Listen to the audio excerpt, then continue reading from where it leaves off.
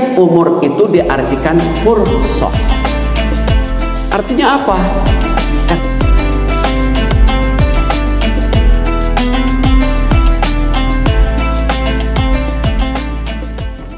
Bismillah, walhamdulillah, wa la ilaha illallah, la hawla wa la quwata illa billah. Ashhadu an la ilaha illallah wahdahu la syarika lah, wa ashhadu anna Muhammadan abduhu wa rasuluh la nabiyya ba'dah. Wa nusalli wa nusallim ala sayyidina Muhammadin ibni Abdillah, amma ba'du. A'udzu billahi minasy syaithanir rajim. Bismillahirrahmanirrahim. Kalla innal insana layatgha ar-ra'ahu istaghna. Inna ila rabbika ar-ruj'a. Ara'aita alladhi yanha 'abdan idza shalla. Al-ayah. Pada kajian subuh ini masih berkaitan dengan bab surah Al-Alaq ayat 8 sampai selesai, yaitu sampai ayat 19. Kalla la tuti'hu wasjud waqtarib, sampai di situ. Ketika bapak dan ibu memulai mengakhiri ayat ini, maka disunnahkan untuk sujud tilawah, baik itu di dalam sholat maupun di luar sholat. Jadi saat sujud tilawah, setelah kalla la tuti'hu wasjud waqtarib, maka kemudian sujud. Setelah sujud boleh lanjut pada Quran, surah atau ayat yang lain. Boleh panjang, boleh pendek kembali. Boleh juga surah Al-Kautsar, terusannya pindah. Nah, Quran surah Al-Alaq dari mulai ayat 6 sampai ayat ke-19. Ini kalau dari segi asbabun nuzul, sejarah turun Quran, menceritakan tentang perilaku seorang yang memusuhi baginda Rasulullah sallallahu alaihi wasallam. Nama aslinya adalah Amir bin Hisham. Karena sangat cerdas, dan ketika rapat di Darun Nadwah selalu memberikan solusi-solusi pikiran-pikiran yang cemerlang, maka para pengikutnya Amir bin Hisham dijuluki sebagai Abu Hakam. Namun ketika saat Rasulullah Shallallahu Alaihi Wasallam membaca Al-Quran kurang lebih selama 4 hari 4 malam, Amir bin Hisham atau Abu Hakam ini mipir di tembok rumah Rasul hanya untuk mendengarkan apa yang dibaca oleh baginda Rasul, yaitu bacaan Al-Quran. Para pengikutnya bertanya kepada Amir bin Hisham atau Abu Hakam, Abu Hakam, kenapa engkau senang betul mendengarkan bacaan yang disampaikan oleh baginda Rasul? Amir bin Hisham atau Abu Hakam kepada pengikutnya yang mengatakan apa yang dibaca oleh baginda Rasul itu memang benar dan sangat indah, Lalu para pengikutnya mengatakan, kalau begitu ya Amir atau Abu Hakam, kenapa kita tidak ikut saja kepada agama Rasulullah? Kata Abu Hakam, gengsi. Saya sudah berjanji dari dulu tidak akan pernah ikut kepada agama Muhammad. Maka karena gengsinya, padahal mengakui kebenaran, tapi gengsi tidak mau menerima nasihat, maka dijuluki Abu Jahal. Jadi itu sejarah sebutan Abu Jahal. Artinya bapaknya, nenek moyangnya bodoh. Bodoh di situ ternyata bukan bodoh secara ilmu. Karena secara ilmu Abu Jahal itu atau Amir bin Hisham atau julukannya Abu Hakam, dia sangat pintar, cerdas. Ketika rapat, ide-idenya memberikan solusi yang terbaik. Maka para pengikutnya menyebut dengan gelar Abu Hakam. Tapi karakternya, sifatnya keras kepala, sehingga mengakui kebenaran agama yang disampaikan oleh baginda Rasulullah SAW, namun menolaknya. Itulah asal usul sehingga diberi gelar Abu Jahal. Kenapa menolak? Ayat 7-nya, ar-ra'ahus tahana. Karena Amir bin Hisham atau Abu Hakam atau Abu Jahal memiliki segalanya. Harta ia kaya, pintar juga ia pintar, dia juga orang terpandang, dia juga pengikutnya banyak. Itu yang memicu Abu Jahal merasa dirinya cukup. Maka dijelaskan dalam Quran surah Al-Alaq ayat 7-nya, ar-ra'ahus tahana. Jadi orang ketika layat ghal, melampaui batas, itu karena sebab pemicunya adalah merasa dirinya cukup, alias sombong, atau bahasa sekarang mah somsik. Maka Rasulullah SAW pantas yang menjelaskan dalam hadis yang lain, ada 3 dosa yang dikategorikan nenek moyangnya dosa, induknya dosa. Jika melakukan, maka bisa jadi dari dosa induk itu akan beranak pinak. Bisa jadi itu. Makanya kalau ada 3 dosa ini dilakukan oleh manusia, beranak pinak biasanya. Makanya disebut induknya dosa. Yang pertama adalah al-kibru, yaitu somse, sombong. Sesungguhnya penyakit sombong itu asal mulanya tidak dimiliki oleh manusia. Namun yang memiliki penyakit sombong itu asal mulanya adalah iblis. Sejarahnya,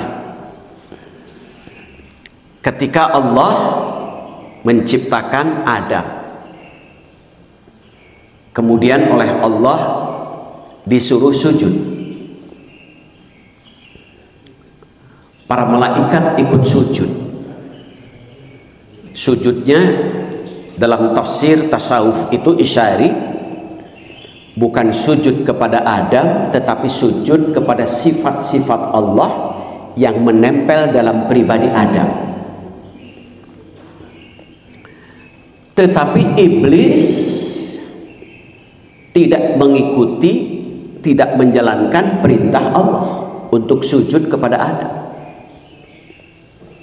Lalu Allah tanya kepada iblis itu, "Ma mana'aka alla tasjuda id amartuka?" Hai iblis,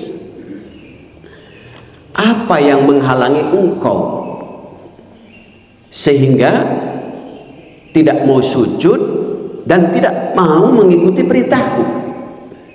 Kata Allah. Iblis menjawab dengan penuh kesombongan, "Ana khairum min khalaqtani min nar wa khalaqtahu min tin." Saya itu lebih baik daripada Adam, karena saya diciptakan dari api, sedangkan Adam dari tanah. Sudah merasa itu di depan Allah, sombongnya bukan main. Kemudian ada anak buahnya iblis. Iblis meminta kepada Allah untuk menggoda manusia, maka disebut setan. Setan itu artinya adalah syabnun, jauh, renggang dari Allah. Jadi setan itu syabnun, jauh, renggang dari Allah. Setan itu yang menggoda manusia supaya dirinya merasa hebat, merasa paling baik, merasa mulia, merasa paling benar. Maka disebut nama setannya adalah walhan. Jadi kalau ada manusia yang pribadinya merasa hebat, maka berarti ada dorongan setan yang disebut walhan. Walhan itu tugasnya menggoda manusia, mendorong untuk manusia merasa. Maka itulah kemudian digoda. Dulu digoda kepada siapa? Kepada Fir'aun. Merasa karena jabatan begitu lama. Fir'aun sombong karena jabatan. Kepada siapa lagi? Qarun, sombong karena harta. Kepada siapa lagi? Bal'an, sombong karena ilmu. Kepada siapa lagi? Haman, sombong karena kekuatan. Siapa lagi? Abu Lahab, sombong karena gagah banyak uang. Siapa lagi? Ummu Jamil, sombong karena cantik dan banyak perhiasan. Tapi setan tidak pernah menggoda supaya sombong karena sebab miskin dan bodoh. Jadi kalau orang yang sombong karena miskin dan bodoh, itu belum ada contoh sejarah itu. Itu membuat sejarah baru itu. Itu dosa yang pertama. Akhirnya beranak pinak kepada siapa? Abu Jahal. Nama aslinya Amir bin Hisham oleh pengikutnya karena pintar disebut Abu Hakam, artinya bapak yang sangat bijak. Tetapi bijak julukan pengikutnya, tetapi dia tidak mau menerima masukan, nasihat yang benar, padahal mengakui kebenaran tapi tidak mau menerima kebenaran, maka dijuluki Abu Jahal. Sehingga dalam hadis lain disebut al-kibru batiral haq, sombong itu selalu menolak kebenaran. Yang kedua, yang termasuk induknya, nenek moyangnya dosa adalah al-hasan, iri dengki. Iri dengki.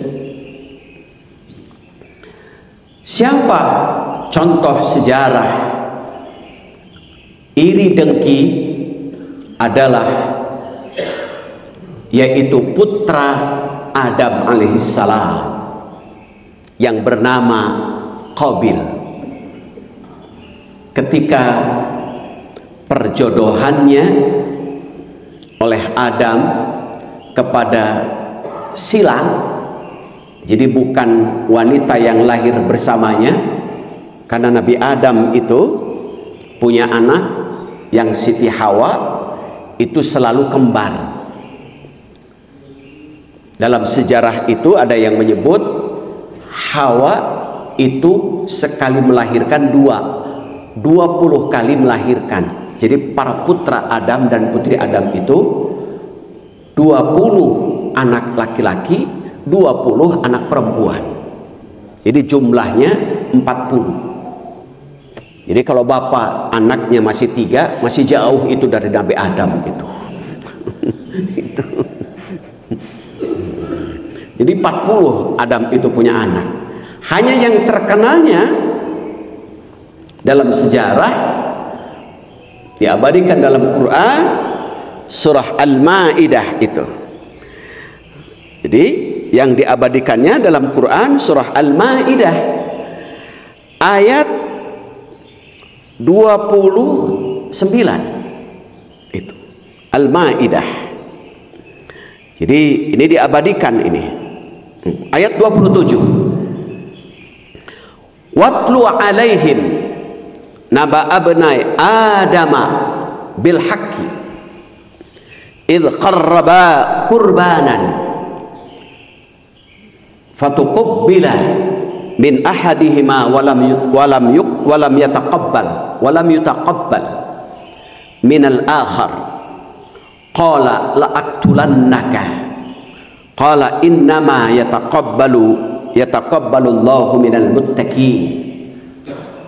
Ini ayat 27 Al-Maidah. Karena Qabil usul, saya tidak setuju perjodohan ini.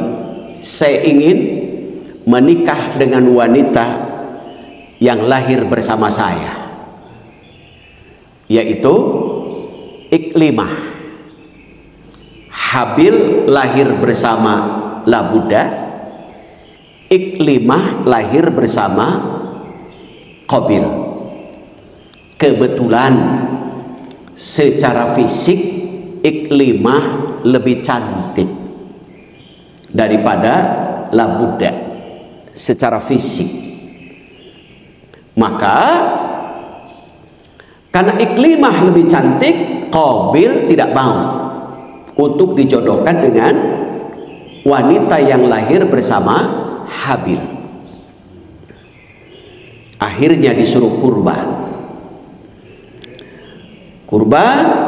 Kurban yang Qabil adalah sesuai dengan profesinya. Qabil profesinya sebagai petani. Dipilah hasil pertanian yang paling jelek yang dikeluarkan.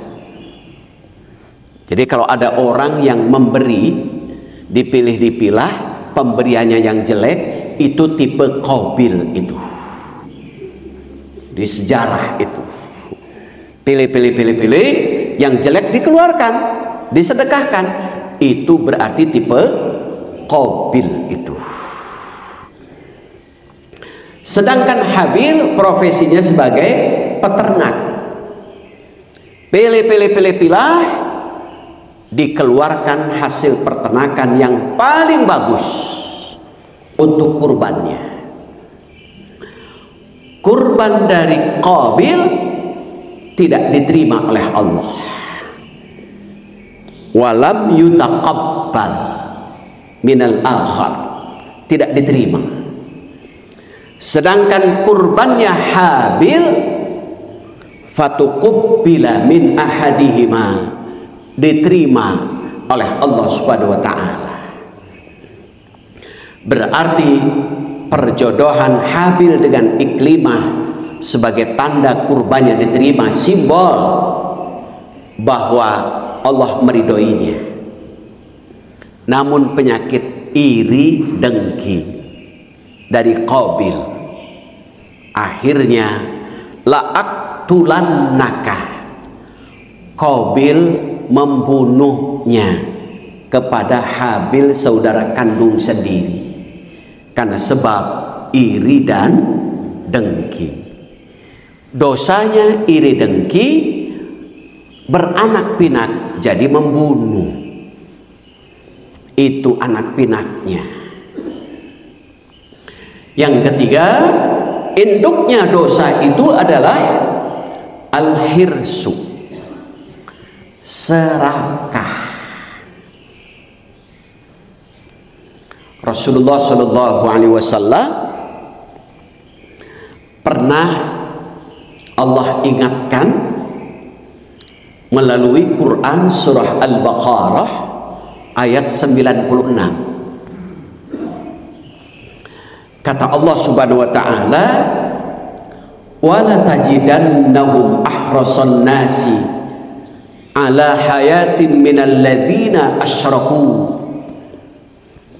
Hai Muhammad, kata Allah, pasti engkau akan menemukan orang yang lebih serakah dalam kehidupan dunia dibandingkan orang-orang yang musyrik.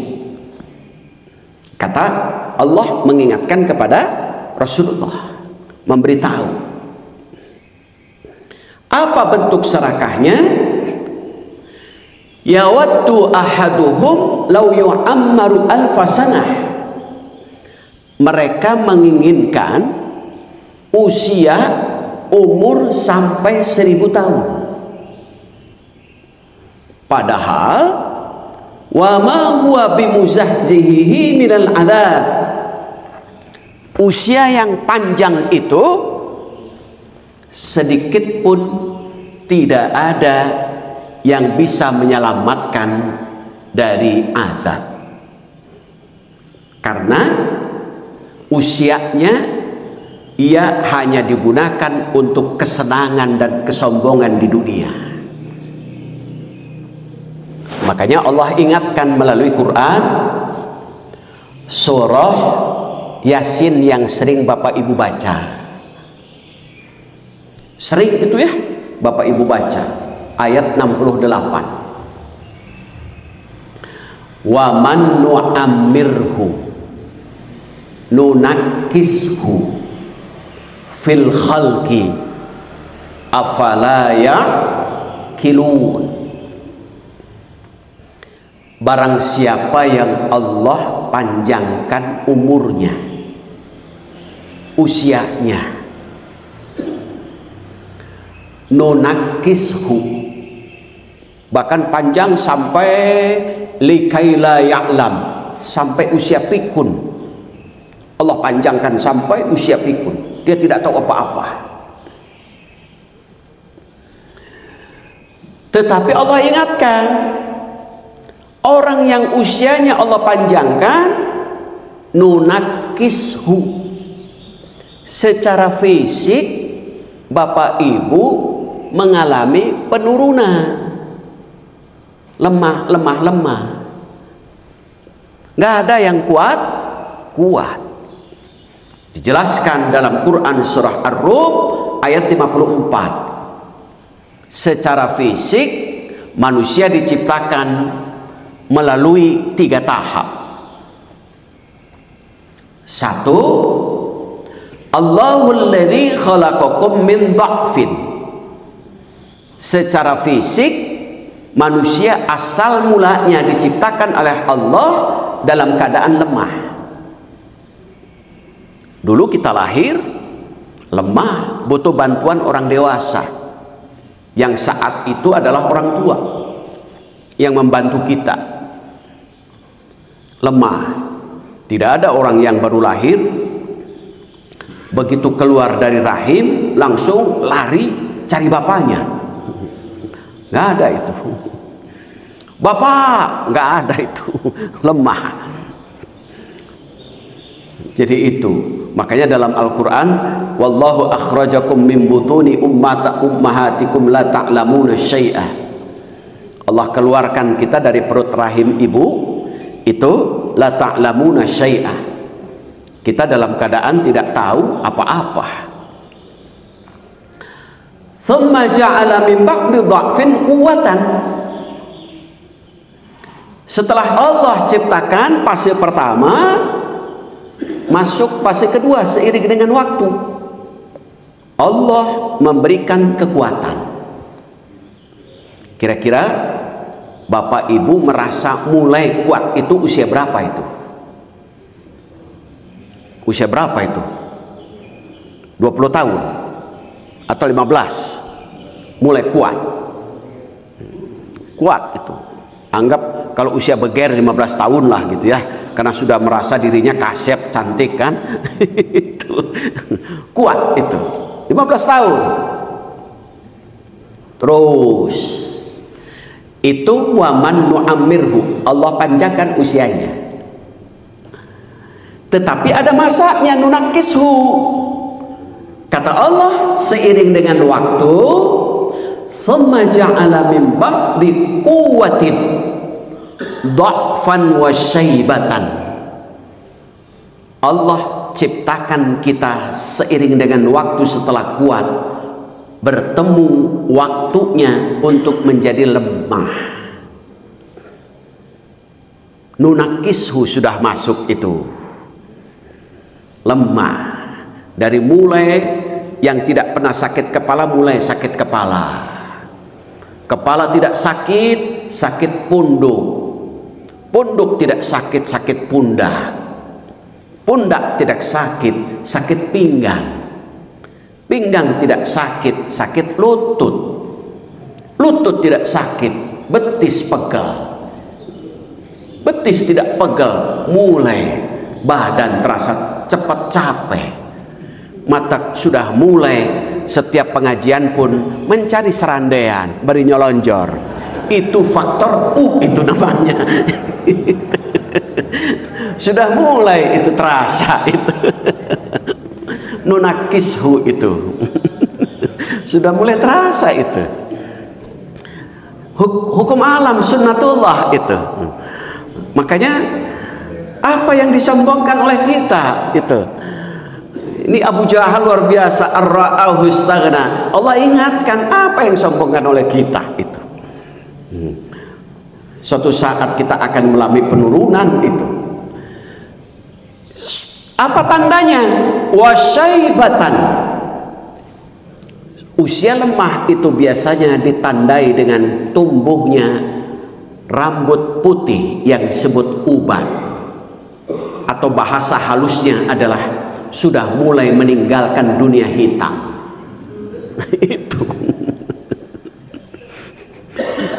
Itu uban. Tetapi Bapak Ibu, syaibah itu maknanya jangan diartikan hanya uban. Ternyata arti lain dari syaibah itu adalah orang tua yang bijak. Makanya Bapak Ibu punya uban itu jangan dicet, itu simbol tanda bahwa Bapak hidupnya semakin bijak itu.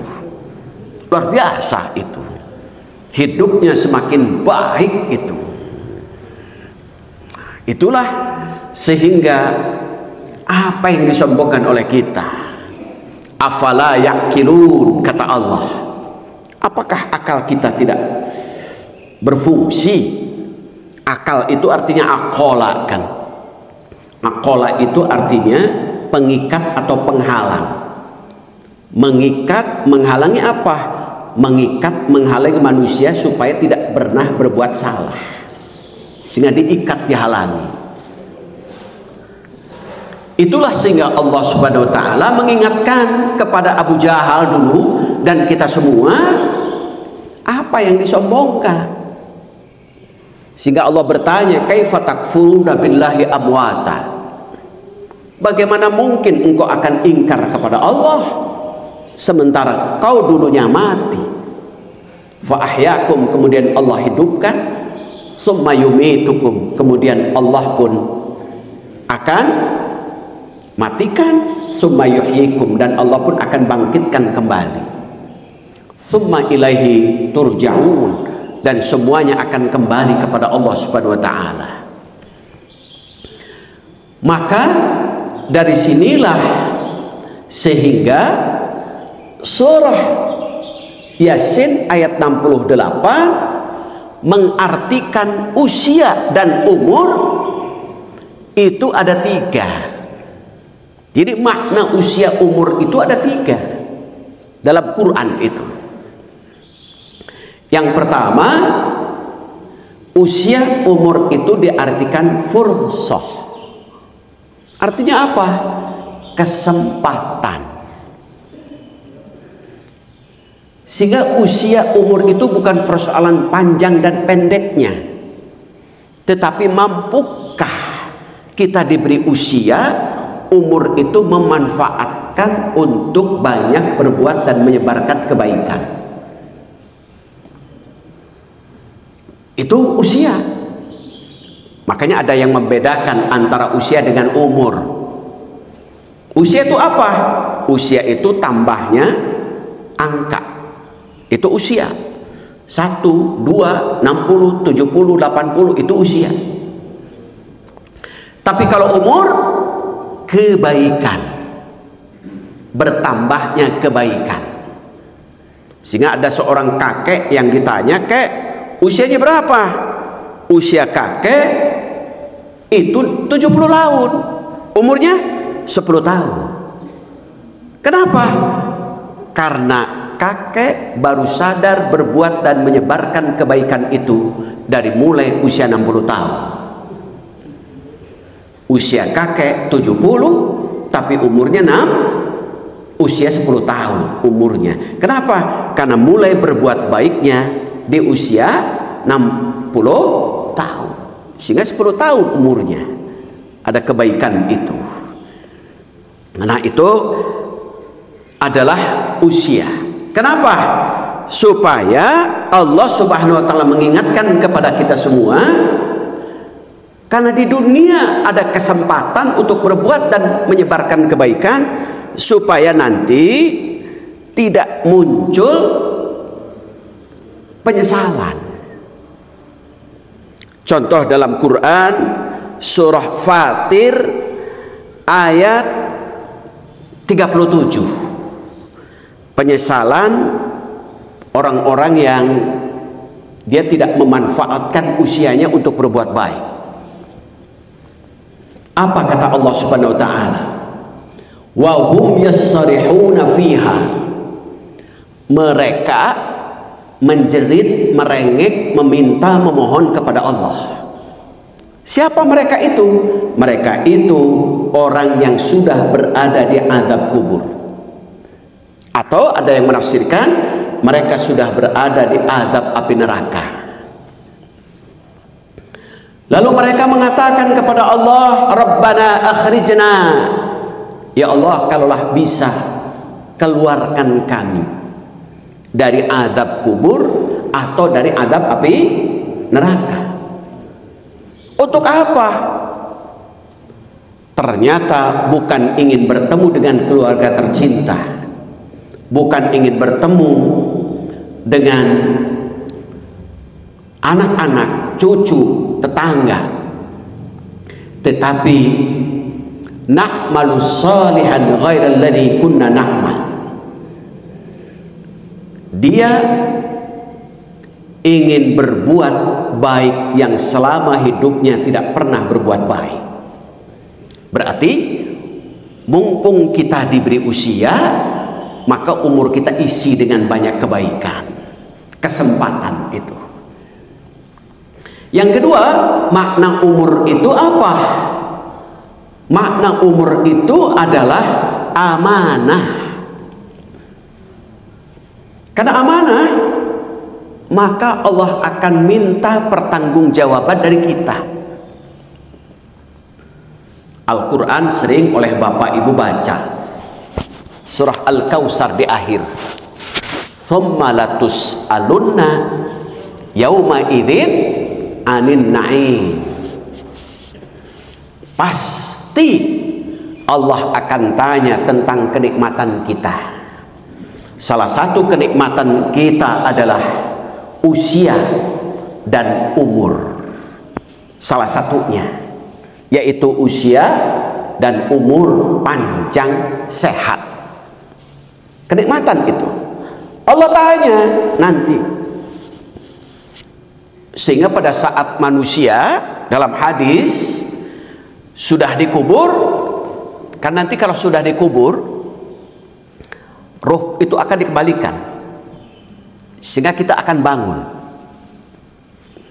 Pada saat kita akan melangkah, belum menginjak telapak kaki kita, Allah tanya dengan 4 pertanyaan. Ini pertanyaan pertanggungjawaban kita. 4 pertanyaan dalam hadis tetapi menjadi 5. Apa pertanyaan pertama? Ini alhamdulillah pertanyaan kubur sudah bocor, ini alhamdulillah ya. Kalau sudah bocor kan enak itu. Kita tinggal aman, tinggal kunci jawabannya itu. Sudah bocor itu. Apa pertanyaannya? Wa an umrihi fima afdahu. Yang Allah akan tanya tentang umur kita, untuk apa dimanfaatkan. Dari mulai sejak kita lahir sampai wafat, untuk apa dimanfaatkan? Mungkin kalau sejak lahir tidak ada pertanggungjawaban, tapi sejak usia balik itu kan usia itu bayi tidak ada, itu masih suci bersih. Kemudian mumayyiz sudah mulai, orang bisa membedakan baik buruk, tapi masih belum terkena taklif. Baru setelah balik terkena beban hukum. Allah tanya dalam hadis riwayat At-Tirmidzi, fungsi umur itu ada 4. Fungsi umur. 1, fungsi umur yunasabu fiha rabbah. Fungsi umur untuk ibadah. Sehingga seluruh aktivitas kita, apapun aktivitasnya, niatkan untuk ibadah. Baik itu aktivitas hubungan dengan Allah maupun aktivitas hubungan sesama manusia. Niatkan untuk ibadah. Kalau niat kita ibadah, insya Allah aktivitas kita tidak diiringi dengan kesal, dongkol, menyesal, dan lain sebagainya. Karena semuanya ibadah, sehingga dilakukan dengan ringan. Itu. Yang kedua, fungsi umur digunakan untuk apa? Yuhasabu fiha nafsah. Fungsi umur digunakan untuk mengevaluasi diri, ngoreksi diri. Kita merujuk kepada Ibnu Qayyim. Muhasabah itu diartikannya menurut Ibnu Qayyim seperti pedagang. Setiap dagang, pasti pedagang itu mengevaluasi dagangannya dengan 3 item yang dievaluasi: modal, untung, dan rugi. Apa itu modal? Modal itu simbol amalan fardu. Kira-kira Bapak Ibu, kalau pedagang, ia dagang seharian, ingin kembali modal, itu untung rugi itu? Untung rugi. Kalau dagang hanya ingin kembali modal, untung rugi? Rugi. Jadi kalau Bapak Ibu setiap hari hanya sekedar menunaikan amalan fardu, berarti kembali modal, berarti rugi. Itu. Yang kedua, untung. Apa untung? Simbol amalan sunnah. Amalan sunnah itu bukan hanya sekedar sholat, tetapi pergaulan hubungan manusia dengan manusia pun ada amalan sunnah. Contoh sederhana, hubungan dengan tetangga. Rasulullah jauh-jauh hari sudah mengatakan, idza tabahta maraqatan fa'atsir ma'aha. Kalau ibu masak sayur, perbanyak airnya. Supaya apa? Bisa berbagi, walaupun hanya airnya saja. Itu dalam hadis itu, hadis akhlakul banin itu, supaya berbaginya tidak hanya bau. Blowernya ketika dari dapur jalan kemana-mana tuh pasakan ibu, sehingga bagi-baginya hanya bau. Maka perbanyak airnya supaya berbagi. Amalan sunnah itu adalah salah satunya berbagi. Berbagi kebahagiaan itu salah satunya itu. Sehingga setiap hari bukan amalan fardu saja, tetapi amalan sunnah. Yang ketiga, rugi. Rugi itu simbol amalan dosa atau salah. Itu fungsi umur. Maka supaya hidup kita untung, tidak hanya melakukan amalan fardu, tetapi diiringi dengan amalan sunnah. Itu. Yang ketiga, fungsi umur itu adalah yatafakkaru fiha min sun'illah, digunakan untuk belajar. Sehingga belajar itu tanpa batas sampai kita masuk ke liang kubur. Sekolah yang ada batas, sekolah itu batasannya S3, selesai, nggak ada sekolah lagi. Tapi kalau belajar, selama kita hidup sampai masuk ke alam kubur baru selesai belajar. Jadi kita tugasnya belajar. Makanya iqra bismi rabbik, iqra wa rabbukal akram. Belajar. Itu. Karena ilmu Allah itu sangat luas itu. Belajar. Makanya alhamdulillah di Fathul Ummah ini luar biasa, penuh itu belajar, sehingga Bapak Ibu luar biasa dapat rahmat dari Allah Subhanahu wa taala. Karena orang yang selalu belajar dan belajar, bukan hanya manusia yang mendoakan, tetapi para malaikat pemikul arsy pun mendoakan kita. Doanya, ya Allah, berikan mereka ampunan, berikan mereka rahmat. Turun 1000 malaikat itu setiap orang yang belajar. Jadi kalau hari ini yang hadir 500 orang ini, berarti kali 1000 malaikat. Berapa ribu malaikat sedang mendampingi kita itu. Luar biasa. Yang keempat, fungsi umur itu adalah yakhlu fiha lihajatihi minal mat'ami wasyurbi, untuk bekerja atau usaha untuk memenuhi kebutuhan hidup, baik makan maupun minum. Itu fungsi umur itu. Yang kedua, pertanyaannya nanti di alam kubur itu, wa an jismihi fima ablahu, tentang fisik kita Allah akan tanya. Untuk apa fisik kita dihabiskan? Dari mulai lemah, kuat sampai lemah lagi, itu untuk apa? Makanya kalau Umar bin Khattab, Bapak Ibu, setiap malam itu selalu memukul-mukul tubuhnya dengan begitu. Pukulannya tidak itu. Tangan, selama seharian kau kemana saja? Dialog itu. Tangan kanan, kiri, kanan, apa yang kau lakukan seharian? Kaki, kemana kau melangkah? Umar bin Khattab begitu. Dialog dengan tubuhnya. Kalau ada tubuh, salah satu anggota tubuh yang melakukan kesalahan, oleh Umar itu mu'aqabah, artinya diberi sanksi. Tapi sanksinya sanksi yang terbaik. Sanksi yang terbaik itu. Luar biasa. Makanya Umar bin Khattab terhadap materi sesuatu barang yang bisa menyebabkan lalai, langsung oleh Umar itu bukan dicepeng, dipegang, tapi langsung diwakafkan. Kebun pernah membuat dirinya, Umar bin Khattab, tertinggal sholat berjamaah asar satu waktu.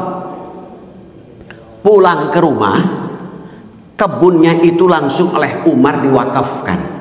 Karena sebab kebun itu membuatnya lalai untuk tidak sholat berjamaah asar. Jadi kalau Bapak Ibu punya HP membuatnya lalai, segera wakafkan itu. Itu luar biasa itu, Masya Allah itu. Kemudian yang ketiga, pertanyaannya di alam kubur itu apa? Wa an malihi, tentang harta. Kalau tentang harta ada dua pertanyaan. Satu, min aina tasabah, dari mana harta itu didapat? Halal atau haram? Kalau tentang harta, dari mana didapat? Halal atau haram? Ini kopiah, dari mana kau dapat membeli kopiah itu? Hartanya halal atau haram? Allah tanya itu. Kancing sama, dan seterusnya Allah akan tanya. Pertanyaan yang kedua, kalau harta pertanyaannya ada dua. Wa ma anfaqu, setelah Allah tanya dari mana kau dapat harta itu, wa ma anfaqu, untuk apa harta itu dibelanjakan? Itu untuk apa harta itu dibelanjakan? Makanya perilaku Abu Jahal dijelaskan dalam Quran surah Al-Alaq, kemudian ditegaskan dalam Quran surah Al-Qiyamah dari mulai ayat 31. Umar bin, ini Abu Jahal luar biasa jahatnya ini. Fala saddaqa wala shalla. Abu Jahal itu tidak mau membenarkan Al-Quran. Ini perilaku Abu Jahal. Dan Abu Jahal melarang sholat. Makanya kepada para pengikutnya, apakah Rasulullah masih mengotori wajahnya dengan tanah? Kata Abu Jahal. Artinya apa? Apakah Rasulullah masih sujud? Kan dulu kan belum ada lantai, masih tanah. Abu Jahal menyebut sholat itu, apakah Rasulullah masih mengotori wajahnya dengan tanah? Kata Abu Jahal, masih. Saya akan injak lehernya. Kata Abu Jahal. Jahatnya luar biasa. Luar biasa. Sholat saja dilarang itu. Membenarkan Al-Quran dilarang. Sehingga menyebut Al-Quran surah Al-Qiyamah itu, walakin kadzdzaba wa tawalla. Abu Jahal itu selalu dusta, bohong. Wa tawalla, dan berpaling. Tsumma dzahaba ila ahlihi yatamatta. Abu Jahal pergi dengan penuh kesombongan dan keangkuhan. Berjalan dengan penuh kesombongan dan keangkuhan itu. Kemudian pada saat pengikut-pengikutnya ingin tahu benar enggak ini Abu Jahal akan menginjak Rasul. Saat Rasulullah sujud di depan pintu Multazam di Ka'bah, Abu Jahal ketika akan menginjak, tiba-tiba Abu Jahal mundur. Ditanya, kok si Abu Jahal gak jadi nih menginjak Rasul? Dia punya tekad ingin menginjak. Ditanya, kenapa Abu Jahal kok mundur? Karena ada parit yang menghalangi saya. Parit itu isinya adalah api neraka, api yang menyala, yang berkobar dan penuh dengan sayap-sayap. Ternyata oleh malaikat dihalangi dalam bentuk parit yang penuh dengan api yang menyala. Itu kalaulah Abu Jahal, kata Rasulullah, melangkah kakinya sedikit saja, maka malaikat akan mencabut anggota tubuhnya satu persatu. Kepalanya cabut, tangannya cabut. Untung Abu Jahal mundur. Ada untungnya juga itu, kata orang Sunda. Itu mundur itu penuh dengan kesombongan itu Abu Jahal. Makanya di dalam Al-Quran surah Al-Alaq itu disebut ar-ra'ahus taghna. Ar-ra'ahus taghna itu mereka penuh dengan kesombongan. Bahkan Abu Jahal itu kallala illam yantahi lanasfa'am bin nasiyah, marahnya kepada Rasulullah Shallallahu Alaihi Wasallam tuh sampai ke kepala, sampai ke ubun-ubun, pening. Makanya orang yang marah itu biasanya pening, itu ke ubun-ubun, liur, darah tinggi. Itu sudah pening, turun ke bawah, asam lambung naik. Orang yang marah. Makanya kenapa dalam Al-Quran salah satu tanda penghuni surga adalah wal kadhiminal ghaidh, dia pandai menahan marah. Ibu bapak ingin surga? Pandailah menjadi orang yang tidak pernah marah. Kemudian lanjut lagi, penghuni surga itu apa? Wal afina 'anin nas. Bukan hanya pandai menahan marah, tetapi juga pandai menghapus bekas-bekas luka hati yang menyakitkan. Tidak ada kesal dan dongkolnya. Siapa setan yang mendorong kita untuk marah? Nama setannya adalah tibir. Jadi kalau bapak ibu sedang marah, berarti sedang dikelilingi setan yang bernama tibir. Tibir itu tugasnya mendorong kita sebagai manusia untuk sensitif, mudah marah. Sampai marahnya naik ke ubun. Makanya lihat orang yang marah mukanya merah itu karena naik ke ubun-ubun. Abu Jahal sama itu, marahnya bukan main kepada Rasulullah Shallallahu Alaihi Wasallam. Itulah sehingga perilaku Abu Jahal dengan kesombongannya digambarkan dalam Quran surah Al-Alaq dari ayat 6 sampai ayat 19. Perilaku sombongnya yang menyebabkan ia jauh dan bahkan renggang dari Allah serta membenci kepada baginda Rasulullah Shallallahu Alaihi Wasallam itu.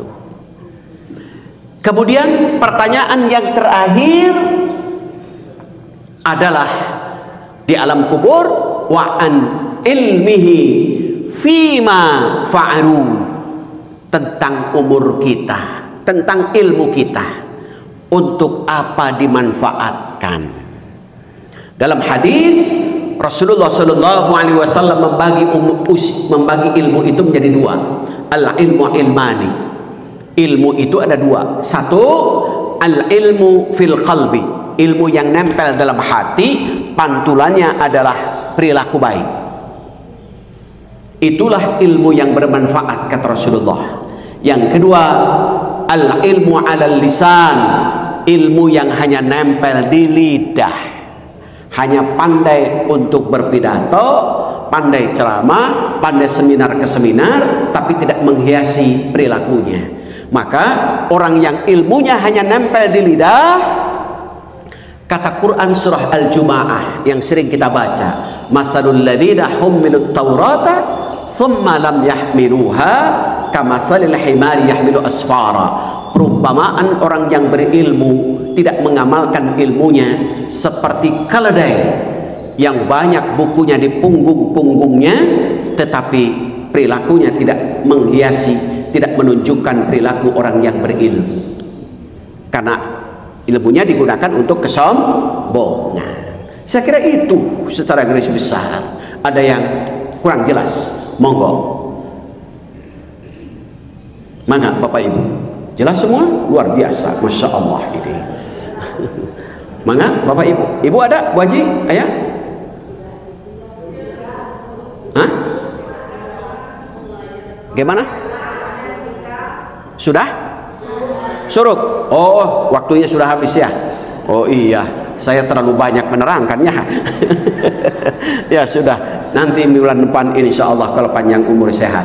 Pertanyaannya simpan, tulis, bulan depan Ibu tanyakan, itu Bapak tanyakan, insya Allah. Saya kira itu yang saya sampaikan. Mudah-mudahan ada hikmah, manfaat. Kita tutup untuk mendapat keberkahan pengajian subuh ini dengan sama-sama membaca kifaratul majlis. Subhanaka Allahumma wa bihamdika asyhadu an la ilaha illa anta astaghfiruka wa atubu ilaik. Assalamualaikum warahmatullahi wabarakatuh.